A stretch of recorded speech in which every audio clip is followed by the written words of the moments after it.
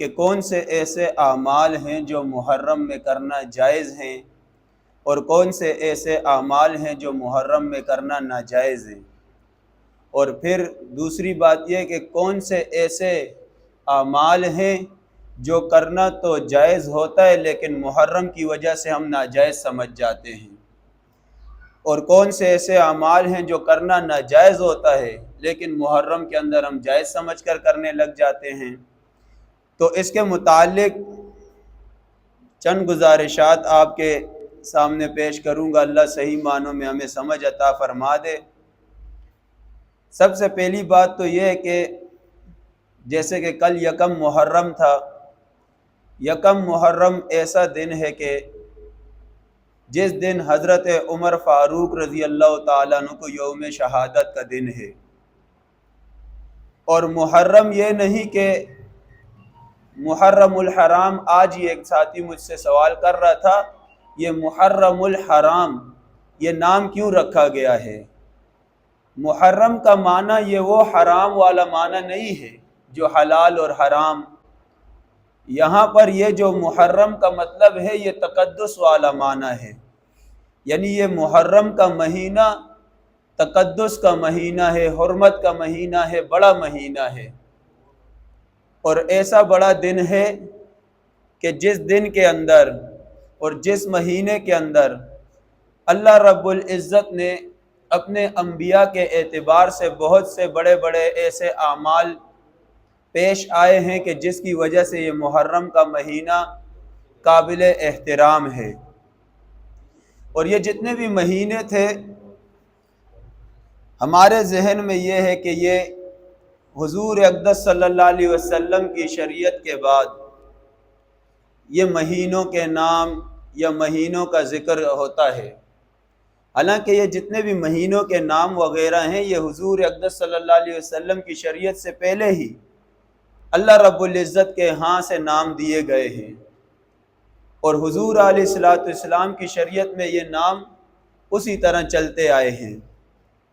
پھر یہ ہے کہ یہ مہینہ جو محرم کا مہینہ ہے، اور اس کے علاوہ 3 مہینے اور تھے، 4 مہینے ایسے تھے جسے یہود و نصارہ بھی محترم سمجھتے تھے، اور پھر محرم کے مہینے کے اندر یہود و نصارہ بھی اسے حرام سمجھ کر اور تقدس والا، حرمت والا، عزت والا، قابل احترام اس کو اللہ نے بنائے، اس وجہ سے یہ یہود و نصارہ بھی اس مہینے میں لڑائی جھگڑا یا فساد وغیرہ نہیں پھیلاتے تھے،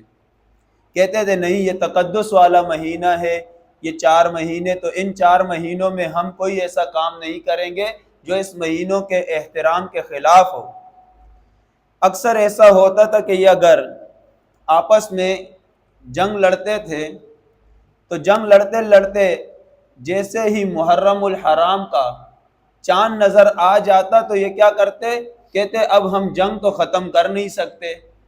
جنگ لگی ہوئی ہے، ایسا کرتے ہیں کہ یہ محرم کا مہینہ جو محرم الحرام کا مہینہ ہے یہ سفر کے بعد کر لیں گے، یہ اپنے سے سمجھو، خود ہی اپنی رائے لے کر اپنے دماغ کو چلا کر مہینوں میں رد و بدل کرتے تھے، آگے پیچھے کر لیتے تھے۔ ہم یہ قتال ختم نہیں کر سکتے چونکہ محرم الحرام کا مہینے کا چاند نظر آ گیا ہے، ہم ایسے کرتے ہیں محرم الحرام کا مہینہ یہ والا نہیں، آگے جو مہینہ آئے گا اس مہینے کو محرم الحرام بنا دیں گے، اسے سفر بنا دیتے ہیں۔ تو اس طرح وہ رد و بدل کرتے تھے، حالانکہ اللہ رب العزت نے ان مہینوں کے نام دیے ہیں اور اللہ نے اس کو ترتیب سے رکھ دیا ہے، اسے انسان کوئی بھی رد و بدل نہیں کر سکتا۔ تو کہنے کا مقصد یہ کہ محرم الحرام ہم سمجھتے ہیں کہ یہ شریعت محمدیہ صلی اللہ علیہ وسلم میں ہی محترم مہینہ ہے، نہیں، یہ اس سے پہلے بھی اسی طرح محترم تھا، تقدس والا تھا، حرمت والا تھا۔ ہاں، اور پھر دوسری بات ہمارے ذہنوں میں یہ ہے کہ حضرت حسین رضی اللہ تعالیٰ عنہ کی شہادت 10 محرم کو ہوئی، اور 10 محرم کو حضرت حسین رضی اللہ تعالیٰ عنہ کی جو شہادت ہوئی تھی اس وجہ سے یہ 10 محرم بڑا محترم دن ہے۔ کوئی ایسا بات نہیں ہے کہ ہماری نظر میں حضرت حسین رضی اللہ تعالیٰ عنہ کی یا حضرت حسین رضی اللہ تعالیٰ عنہ کی شہادت کا مقام نہیں ہے، حالانکہ جیسے کہ اکثر یہ شعر پڑھتے رہتے ہیں، سنبھال کے رکھو یہ جو فرقے تمہارے ہیں، سنبھال کے رکھو یہ جو فرقے تمہارے ہیں، عمر بھی ہمارے ہیں، حسین بھی ہمارے ہیں۔ ہم تو عمر رضی اللہ تعالیٰ عنہ والے بھی ہیں، حسین رضی اللہ تعالیٰ عنہ والے بھی ہیں۔ جتنا مقام، مرتبہ، منزلت اور عزت، احترام ہماری نظر میں حضرت ابوبکر صدیق کا، حضرت عمر فاروق کا، حضرت عثمان غنی کا ہے، اتنا ہی مرتبہ اور مقام حضرت علی اور حضرت حسن اور حسین کا بھی ہے، کیونکہ تمام صحابہ ہماری نظر میں قابل احترام اور جنتی ہیں۔ تو ہمارے آج مسلمان سمجھ گئے کہ یہ جو 10 محرم ہے، اس 10 محرم کا دن جو عزت اور احترام والا، تقدس والا، حرمت والا ہے، یہ شہادت حسین رضی اللہ تعالیٰ عنہ کی وجہ سے ہے۔ ایسی بات نہیں ہے، ایسی بات نہیں ہے۔ حالانکہ حضرت حسین رضی اللہ تعالیٰ عنہ کو اللہ نے یہ مقام اور شرف بخشا ہے کہ 10 محرم کو شہادت حسین ہوئی، جس کی وجہ سے حضرت حسین رضی اللہ تعالیٰ عنہ کا مقام اور مرتبہ اور بڑھ گیا، عزت اور احترام اور بڑھ گئی، شہادت کا مقام اور بڑھ گیا، کیونکہ 10 محرم پہلے سے ہی مکرم اور تقدس اور حرمت والا تھا۔ تو یہ 10 محرم پہلے سے ہی محترم چلتا آ رہا ہے۔ بڑے بڑے اسلام کے کارنامے، انبیاء کے ساتھ واقعات جو پیش آئے 10 محرم کو آئے ہیں۔ تو اس وجہ سے حضرت حسین رضی اللہ تعالیٰ عنہ کی جو شہادت ہوئی ہے، ان کا مقام بھی اللہ نے 10 محرم کی وجہ سے اور بڑھا دیا۔ تو پہلی بات تو یہ ذہن سے نکالنی چاہیے کہ یہ 10 محرم کا دن اس لیے مکرم اور تقدس والا، حرمت والا ہے کہ اس میں شہادت حسین رضی اللہ تعالیٰ عنہ ہے۔ یہ ذہن سے ہم نکال دیں۔ پھر دوسری بات دیکھیں کہ محرم الحرام کے اندر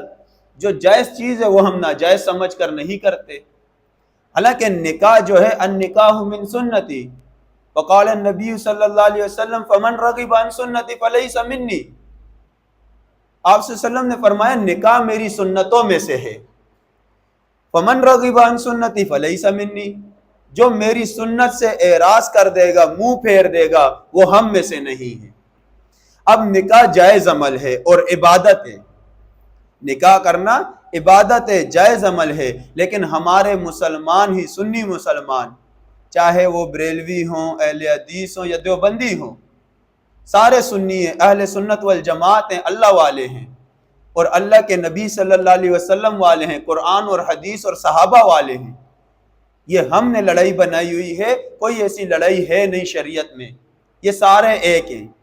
جیسے ایک مٹھی کو یوں بند کرو مکہ بن جاتا ہے، ساری انگلیاں جڑ کر، تو اس طرح ہم سارے مسلمان ہیں، چاہے بریلوی ہے، دیوبندی ہے یا اہل حدیث ہے۔ برحال یہ کسی اور طرف چلے جائیں گے تو یہ جتنے بھی سنی ہیں تینوں جماعتوں میں، فرقہ اسے نہیں کہہ سکتے، فرقہ تو وہ ہوتا ہے جو اپنی شریعت، اپنا نظام قرآن اور حدیث سے ہٹ کر کسی اور رخ پر چلا جائے، وہ فرقہ ہوتا ہے۔ حالانکہ اہل حدیث، بریلوی، دیوبندی، یہ تینوں کا اللہ ایک ہے، حضور پاک صلی اللہ علیہ وسلم ایک ہیں، محمد مصطفیٰ، ان سب کا قرآن ایک ہے، ان سب کے نبی ایک ہیں، ان سب کا دین ایک ہے اور ان سب کا مسلک ایک ہے اور ان سب کے صحابہ ایک ہیں۔ اور یہ دونوں جو ہیں بریلوی اور دیوبندی، یہ دونوں مسالک جو ہیں یہ حضرت امام ابو حنیفہ رحمۃ اللہ علیہ کی پیروی کرتے ہیں۔ پھر یہ الگ الگ کیسے ہوئے؟ صرف یہی ہے کہ ایک ہی والد کے کئی بیٹے ہوتے ہیں، صحیح ہے، ایک ہی والد کے کئی بیٹے ہوتے ہیں، اس طرح یہ جماعتیں ہیں۔ بہرحال کہنے کا مقصد یہ تھا کہ نکاح کیا ہے؟ عبادت ہے، اور عبادت چاہے جو مہینہ بھی ہو اس مہینے میں کی جائے ثواب ہے۔ آج ہمارے اہل سنت والجماعت والے سنی مسلمان جتنے بھی ہیں وہ محرم کے اندر شادی کرنا نحوست اور حرام سمجھتے ہیں،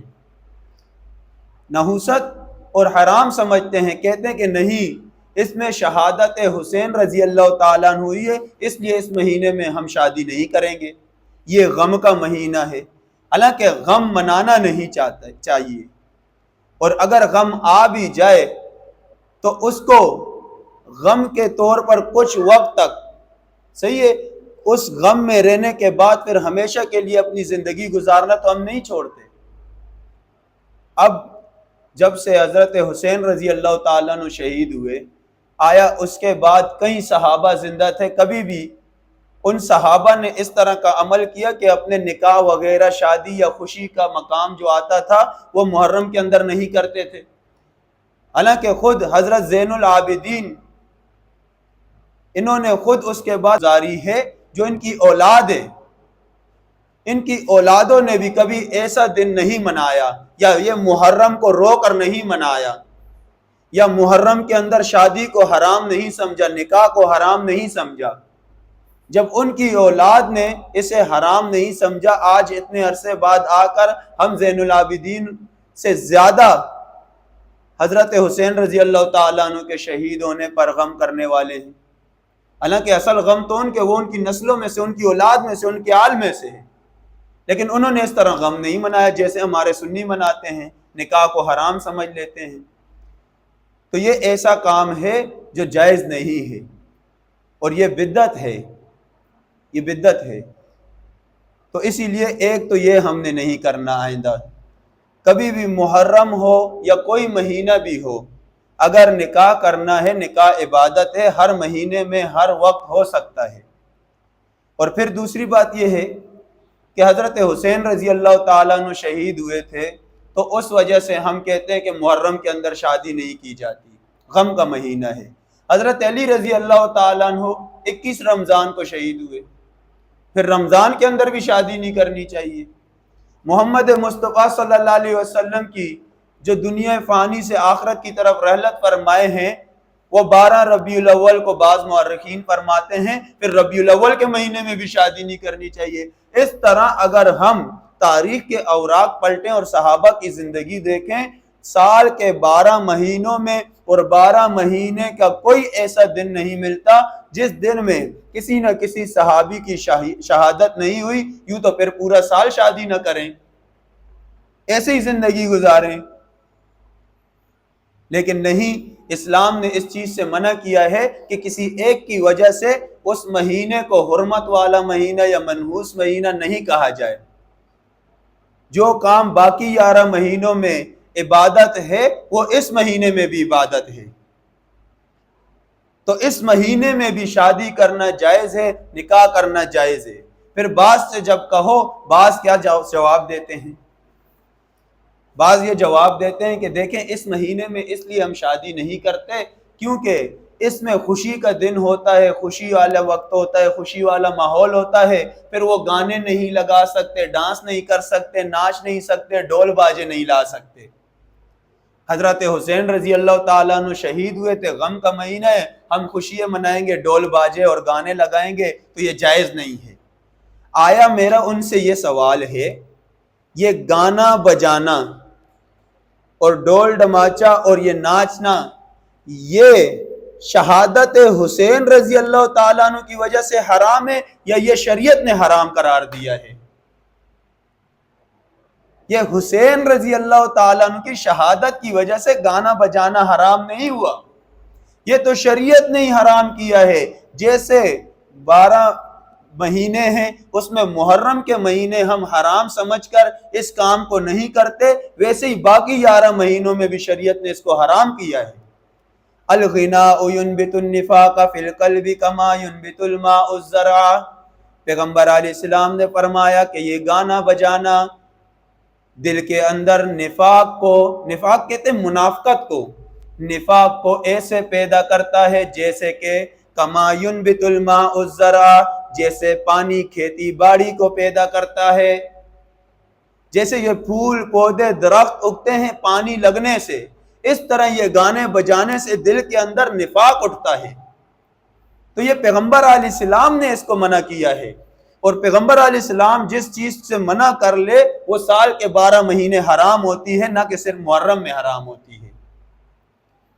اور پیغمبر علیہ السلام کی ایک حدیث کا مفہوم ہے کہ پیغمبر علیہ السلام نے فرمایا کہ جو یہ گانے بجانے ڈول ڈماچے سنتا ہے، قیامت کے دن اللہ رب العزت اس کے کانوں میں ایسا چیز ڈالے گا کہ اس کے کان بالکل آگ بگولا ہو جائیں گے، اور گانے بجانے والے کے لیے سب سے ادنا گناہ کیا